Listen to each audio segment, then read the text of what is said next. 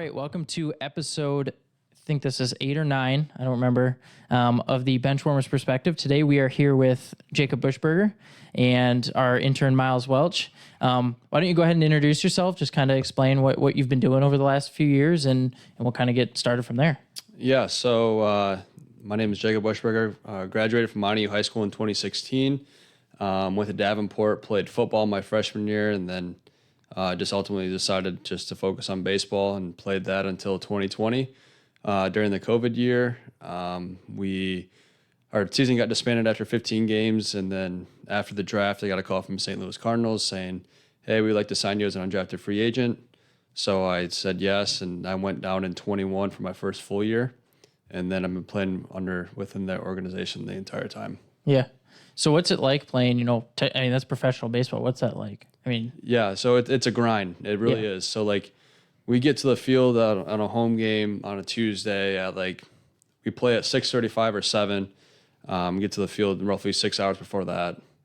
Go through routines. Well, treatment first, whatever you need done. Routines, batting practice, infield, outfield. And then we have a time to chill, and then we go out for the game at 6:15 or roughly 20 minutes before game time. Go out there and stretch and do what you got to do to get ready. Yeah.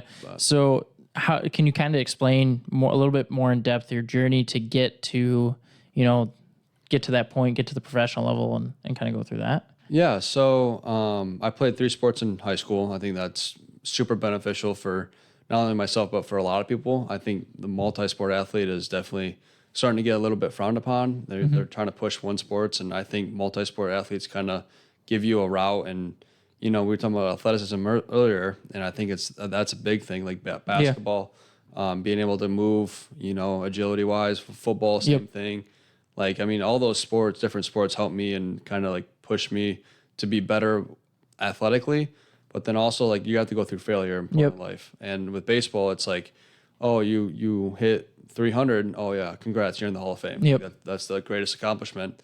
So it's just you're gonna fail 70% of the time. Yeah. In order to overcome that, and you have to be pushed with some adversity throughout your life. And I think playing more sports, multi-sport athletes there's gonna be a greater chance of that adversity to hit at a younger age. And I think that's obviously what helps and push, because you can't be complacent with a lot of this stuff. Yeah. There's always somebody out there trying to get better than you. So it's just coming from a small school in Montague and then going to a smaller D2 school in Davenport, it's just you're battling the odds, and it's just the odds are against you. So you just got to push and grind. And I know come back here in the offseason, I try to play basketball as much as I can just to stay in shape and, doing some of that smaller stuff, and just to try to be able to, get a leg up in the competition, even though you're not really getting a leg up, but it feels that way. Yeah, I get what you're saying. Everybody's doing that too, though. And it's trying to find the way to gain that advantage. Going to that, you mentioned 3 sport athletes kind of going the way of the dinosaur. Miles, you're the only one that's still in high school here. How many guys do you see that only do those single sports and only play, basketball or only play baseball or so on and so forth? Well, I remember my freshman year, all of my buddies played tons of sports, three sports, fall, winter, and spring. And then as they got throughout high school, they just kind of narrowed it down to maybe 1 or 2. But for me, I play baseball and tennis. Baseball is my primarily sport. Let's take another moment to thank our sponsor, Shoreline Restoration and Construction. Did a storm recently hit your business, home, or other building? Then Shoreline Restoration and Construction can help. They are a leader in remodels, new construction, and much, much more. They also restore water-damaged buildings, flooded basement, and so much more. Tennis, it helps me, like you said, just keep in shape, and and there's other skills that you can carry over from tennis into baseball, and so it's big time for sure. Yeah, so I know that for me, I did 5 sports my freshman year. I ran cross, and played soccer for my freshman sophomore year. Then in my middle kind of winter season, I would play basketball, and then from there I'd go play golf and run track. Now I kind of, as I progressed through school, I was 5 sports is a lot of sports. I never want to do that again. So I went and I only ran cross, only played basketball, and only played golf. And the one thing that I realized after that was that I missed out on is soccer helped with cross country, which helped with basketball, and basketball helped with track. And track, Didn't necessarily help with golf, but the adversity I faced in all three helped my mental game during golf, which, for sure. yeah, which, man, golf can tear you down quickly. Real quick. Yeah. So what do you kind of, you mentioned basketball in the off season. What else do you kind of do in the off season to, stay in shape, stay prepped and ready? Yeah, so I work out at AFC here, and I do that about four days a week, about an hour. So my dad and I go up there. So we do that, and then I do lessons on the side in Muskegon. Yep. At the sports academy, and then a couple of my buddies and I we're starting up clinics now. So we're gonna do a clinic. We're doing one this Saturday and then next Saturday, and then we're thinking about doing one in Reese Buffer on November 9th, Yeah. I believe. So we're trying to set that up. But it's just little stuff like that to make extra money, and then give back to the community as well. It's just like once kids or youth players see like, oh, he did it, why can't I do that? Yeah. And it also like kind of broadens the game of baseball a little bit more. And I think everybody's just so used to baseball being a boring sport and like, oh, I don't really know if I want to play. But it's just like, if you see like another kid grow up in Montague and like come from a small town, and then they're like, wow, he did it. So yeah, let me try to do this and, kind of give back to the community in that way. Yeah. Yeah. So if I'm an athlete, right, I'm obviously not, but what I mean by that is I'm a kid in high school. I'm Miles' age, and I'm trying to make it to, your level or even higher. What would I have to do on a daily basis if I wanted to do that and also do, 3 sports and so on and so forth? Yeah. So that's a good question. Like for me, I had to work really hard, and I had to, wake up relatively early, depending on what you wanted to do. Like during college, I was waking up at 6 o'clock on Tuesday, Thursdays. I was going to go, I ran a mile, went and lifted before school even started. And like I was doing that for, a couple weeks because we have that down period of like so we have fall ball and then a certain amount of stretch where they can't talk to us until after winter break. Yeah, like the dead week or whatever. Yeah, the dead period. So it's just like stuff like that where it's just, you have to figure out and get that motivation to do everything yourself. Find a couple guys that, will do it with you. And that makes it a lot easier. It's like they hold you accountable. Yeah. So like that made it easier for me. But I mean, there's some guys that, they're just blessed.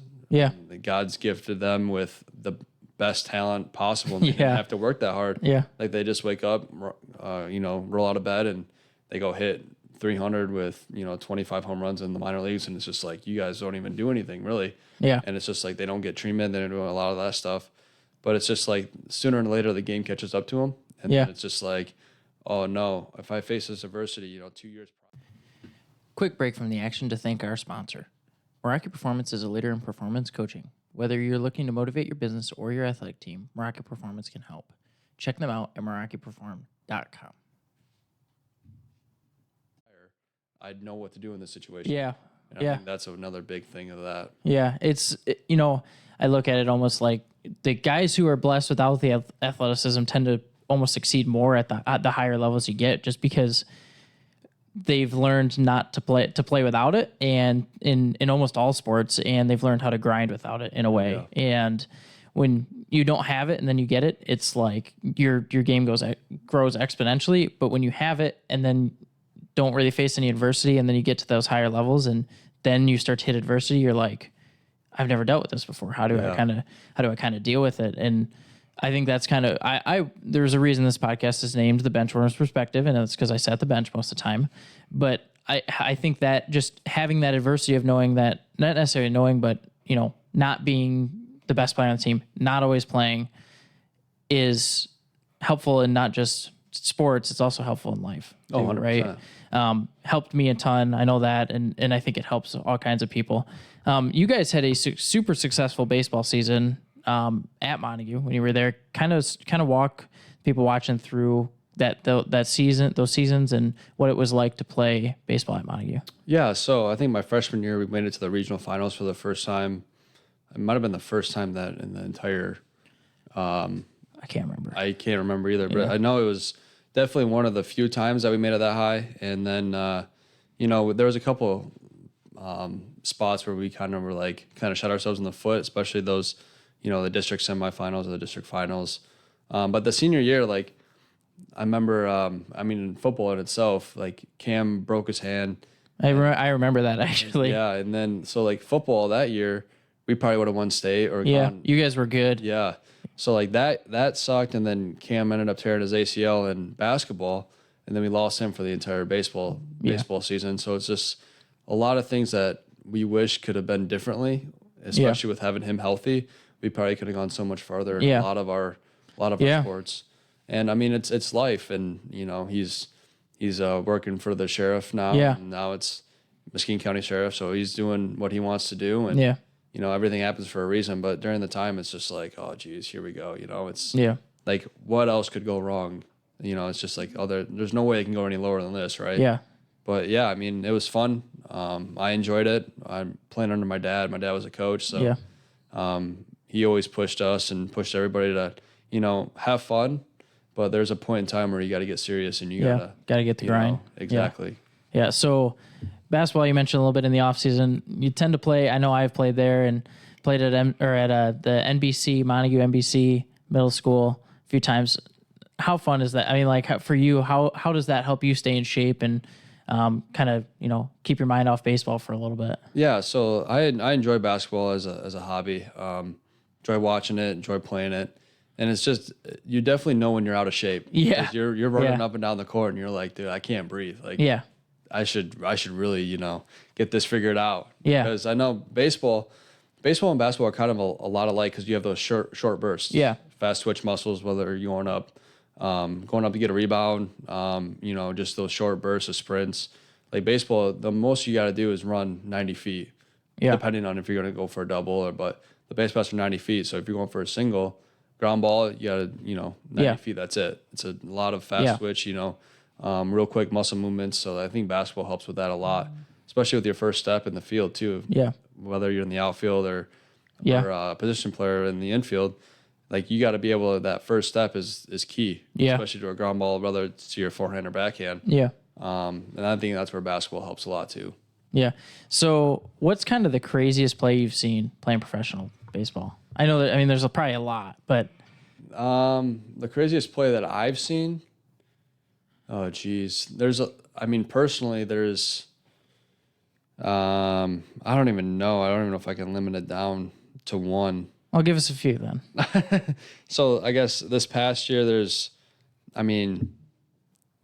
Brian Torres, our center fielder, laid out and made it like a spectacular dive on a play in left center where he had a run. I don't even know the metrics on it, but like I guarantee you if they did it, it'd be a catch probability rate of like maybe less than 10%. Yeah. So like he's made a lot of good plays out there in center field for Springfield. I honestly, I'd probably have to say he's had 4 or 5 diving plays that I'm just sitting there. I'm just like, how do you catch that? Yeah. And it's just like he's a short guy. He's like probably the screen would always say 5'10", but I guarantee you he's 5'8". Yeah. So it's just like just a small guy just laying out for these balls, and it's just like he's putting his body on the line every day.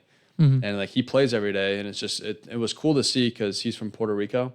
Yeah. So it's just like that diverse background, and you know he came from independent ball. So we signed him. The Cardinals signed him this year, first year playing with him. So it was cool to see like how much he invested in the game. Mm. And I mean, like I said, he made a lot of plays in center field, and he was a catcher with the Milwaukee Brewers. And then he got released, but then he got turned into the outfielder. So he played outfield in spring training, and that was it. Yeah. And then he made all these plays in center field for us, and it was just like, this guy's a natural out there. Yeah.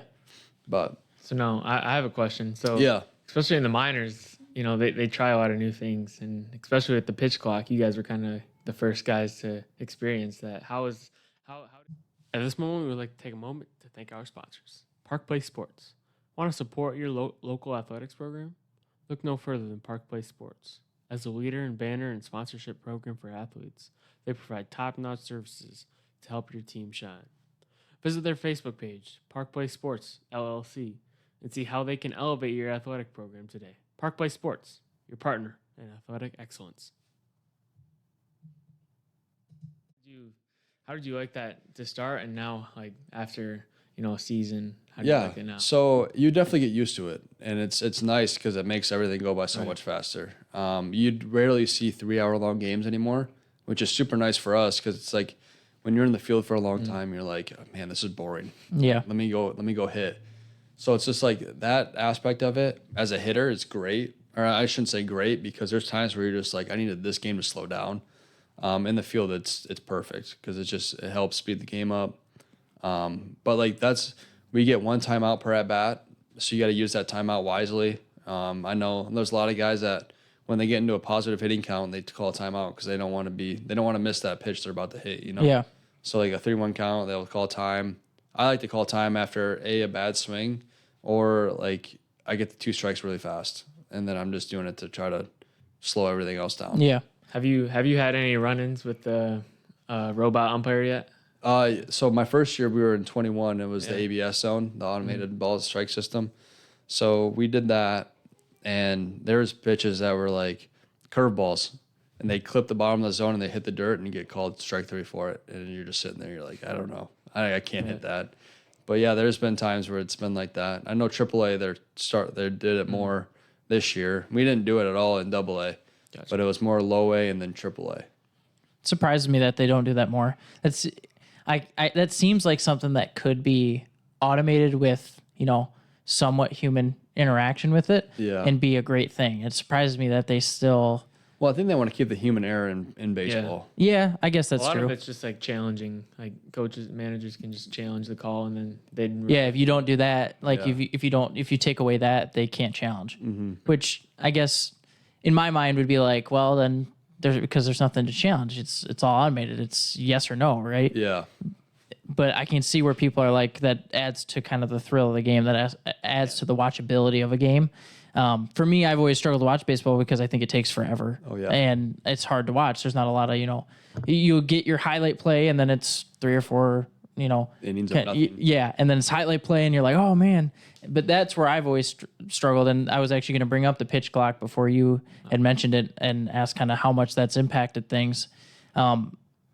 What is kind of your favorite change that they've made in the last few years besides, the pitch clock? Yeah, so the bases, they're bigger bases now. Mm-hmm. So you have less likelihood of getting, like running to first base. You don't really have you still can run into first baseman, but it's a lot less likely. So the bases went from, I want to say 12 to 18 inches, and that actually makes a huge difference. Yeah, I don't doubt this. The collisions are a lot less likely. The one rule that I don't like is the base pass. So like I play third, so I'm trying to run across into the baseline to catch a ball from the left. Yeah. And then make a tag on them. And since I ran through the baseline to catch the ball, the runner is safe at third because it's called obstruction. So like that rule is dumb because I have to go through there to get that ball. Or you have to go around almost. Yeah. And so like if I'm there and I set up early enough, and it's an umpire's discretion of whether you made him, kind of go away from his lane to third or whatever. So it's kind of the umpire's discretion, but I got called on that twice this year. And both times I'm just sitting there, I'm like, I don't know what else to do in this situation. Yeah. And then our manager's like, yeah, you can't really do anything. Like, it's stupid. Yeah. And it's that rule is brutal, but they just want to avoid injuries at all costs. Yeah. A guy gets in. It's almost, I think the best way to describe that is like an injury is somebody losing money, because if that guy gets injured, he can't play. And he'll make his money through his salary, but the business, in a sense, the team doesn't make money because somebody might be coming to watch him, so they lose a ticket sale and stuff like that. Miles, have you seen in high school ball any changes coming down from the higher leagues and things? Nothing major really. Honestly, it's just kind of just same old high school baseball. Yeah, really. Do you think the pitch clock would help in high school baseball? I don't think so, especially since the games are only 6-7 innings, and then. A lot of the games around here in the WMC, there's some powerhouse teams where games are sometimes only 3 or 4 innings. Yeah. So I don't really think it would make a huge difference, especially doubleheaders and stuff like that. So that's something I didn't know, that a lot of WMC games now they play doubleheaders. Yeah. I mean, how much of a grind is that? I wouldn't say it's too much of a grind, because we usually keep around 12 or 13 guys. So and then there's like extra hitters that Yeah. managers can put in. So it's not too much of a grind. Practices are a grind, but before the season we have practices, and then throughout the season we have 2 or 3 doubleheaders throughout the week. So we don't have many practices. Yeah. So one question I had, because I know a few people who grew up doing this, the club ball. How big of a deal was that in your career, and how much did that help you? And what would you have to say about it? Yeah, so club as in travel? Travel ball? I think around here it used to be sticks. I don't know if they do that anymore. Yeah, well, there's a ton of different. Yeah, there's like a lot of 4. them. Yeah. Yeah, so I played Riptide growing up, and I felt like playing up a level. So like if I'm 8 and I'm playing in the 9U tournaments, Yeah. I think that helps a lot. Yep. Because you're seeing better competition every weekend. Definitely when you go to the bigger tournaments, you'll see better competition. At this moment, we'd like to take a moment to thank our sponsors. Chris Wank, Century 21 First Class Realty. Looking to sell or purchase a new home, or perhaps invest in a plot of land? Chris Wank with Century 21 First Class Realty is your go-to expert. As a leader in West Michigan real estate, Chris brings unparalleled knowledge and dedication to every transaction. Don't wait. Call Chris Wank today at 616-414-5420 and take the first step towards your real estate dreams. Century 21 First Class Realty, your trusted partner in West Michigan property. I mean, ultimately, it's how you wanna go about your business, Yeah. and how you want to, be in that adverse situations to create the adversity. Because, like, you're gonna go up and you're gonna play upper levels, and the kids are gonna throw harder. Yeah. The kids are gonna hit the ball harder. So it's just how you wanna, are you okay with going 0 for 4 with 3 strikeouts? Are you okay with having 2 errors in the field? If you're a pitcher, are you okay with giving up 4 or 5 runs? Yeah. Like, if you're okay with doing that stuff, then by all means do it. Like, Yeah.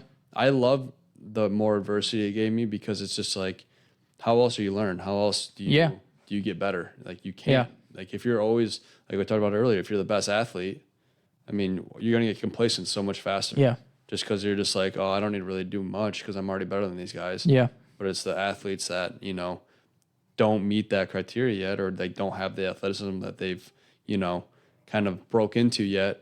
They're going to push themselves harder to get to that spot. And I think that's why travel ball is helpful, and it helped me to be able to get better along the way. Yeah. So I think baseball probably has one of the biggest travel scenes. I've noticed more and more though that basketball and even volleyball lately has just exploded in travel leagues. Did you ever play any like travel basketball in Just AYBT, not AAU. Yeah. So what kind of impact do you think that has on an athlete that does do that travel ball, other than, they might be one that doesn't necessarily play up a level, that plays at their at the whatever age they're at? How do you think that affects them? I mean, the more you play, the better you're going to be, no matter the situation. So like, if you're playing any type of travel baseball, travel volleyball, travel basketball, you're getting better. You're playing. Yeah. Like, that's all that matters, is like, you're still going out, you're still waking up, you're still having the idea and the mindset to go out there and win. Yeah. So it doesn't matter if you're like, that's what makes us all competitors. Yeah. Like, you want to win no matter what. Like we were talking about NBC. It's like, you don't go there just to, I'm just going to go run. I know I don't go there just to run. A couple laps and then, if we lose, we lose. No, you go in there to win because you're a competitor. Like, that's ultimately what it's about, is winning. Yeah. And like, if you don't go in with that mindset, it's just like, you're just counting yourself short. Yeah. And you're not going to do whatever it took to win. Yeah. So one question I do have, because I know we did it one week during NBC ball. What do you think about the 2-and-out rule? So people who don't know, the 2-and-out rule is if you win 2 games in a row and it's open gym and you got guys coming in to the next game, the team, even if they've won both games, they're out of the next game. Like, the losers will play of that second game even if they win. I don't like it, because I think it's like, if you win, you should just stay on the court, right? What do you think about it? Yeah, so personally, I don't like that rule, because obviously the goal is there to win. Yeah. And it really depends on how many people are there and how that whole situation, because you don't want a team to sit out for 4 games in a row, because they're there. Yeah. But at the same time, it's like, okay, the winners should keep playing no matter the situation. Yeah. Like, it's hard. It's a hard topic. 'Cause it's just like some guys are just like, well, it's not fair for everybody. At this moment, we would like to take a moment to thank our sponsors. Green Ridge Realty. Looking to buy, sell, or finance property in West Michigan? Look no further. Chris Dykman and Sarah Real, the trusted names in West Michigan real estate, are here to guide you every step of the way. With years of experience and deep understanding of the local market, they make your real estate dreams a reality. Visit Green Ridge Realty at 323 East Colby Street, Whitehall, and let the experts take care of you. Ready to make your move? Contact Green Ridge Realty today. Else, then it's just like, okay, then win. Yeah, It's that's simple. exactly. What do you think, Miles? I'm with you guys. I think if you keep winning, you keep that momentum going and stay on the court. So the one week that we did do it was the week that Sean was, or the guy who runs it wasn't there, and I was like, no, nobody's here to say whether we do it or not, and I was like, we're gonna do it, and I think we won. You're on my team, and we Yeah. won like 7 games in a row, and the next week people were so angry about it because they were like, we didn't get to play. We got to play half as many games as they did. Yeah. And I was like, well, you didn't win. Sorry. Like, the how competitive does that NBC ball get? I mean, I know, but for people watching, like, Yeah. So I mean, it's competitive. Like people don't want that. People who go want to win. And Yeah. that's what makes it fun and makes it cool, because it's just like you don't go just to, like I said earlier, like you don't go just to run. You go to actually win. Yeah. And people get irritated, and it's yeah, I've seen some. it's like call your own fouls. So it's just like some people will, not call anything. Yeah. And then others will call too much, and it's just like it's that type of stuff. But I mean, it makes it fun because it's that competitive edge, Yeah. that competitive nature that you have, and that's why I enjoy going. Is Yeah. just because it brings out that competitiveness, and especially in the off season for me, it's like I'm not able to go out and on a Monday and be able to go Yeah. out there and say, oh, I'm competitive today. No, on a Sunday, like I want to get that competitive edge or the competitive, just be able to compete with other people. Yeah. For you, Miles, what do you like? I know you're not playing basketball necessarily anymore, but for you when you were playing, how often would you go to those things and want to go out there and compete? If I'm gonna be honest, I was just on the basketball squad to be with the boys. I didn't really care. Hey, you need those. Yeah. But in the summer I did play travel, as we were talking about, and to get back on that topic, I mean, I just think as you get older, there's a lot of showcase tournaments, and it's a lot of exposure to college coaches and stuff like that. So I think it's when you get to that level, it's definitely huge because I think for travel the playing field is definitely more even than some high school games. Yeah. So I think that's what draws a lot more college coaches to those games. So. How many kids do you have try out for a travel team typically? Well, it really depends.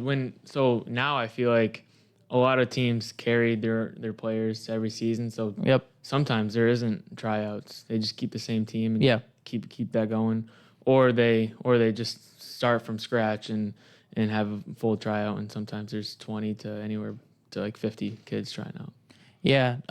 So we're kind of getting close to wrapping up here. What kind of would be your message to younger athletes that are trying to go professional or go farther than just, college and high school? What kind of be anything you have to say to them? Yeah, just don't give up. I mean, the biggest thing is you're there for a reason. I think the best thing you can do is just keep going, keep pushing forward. There's going to be a lot of adversity. There's going to be a lot of blood, sweat, and tears that you're going to leave out on the table. But Yeah. I mean, if it's your love and your passion, then just don't give up. Just keep Yeah. going. Yeah. Well, I appreciate you coming on. Good luck to the rest of your season. I know you're in the off season right now, going into next year. And we appreciate you coming on. Thanks. Yeah, thank you.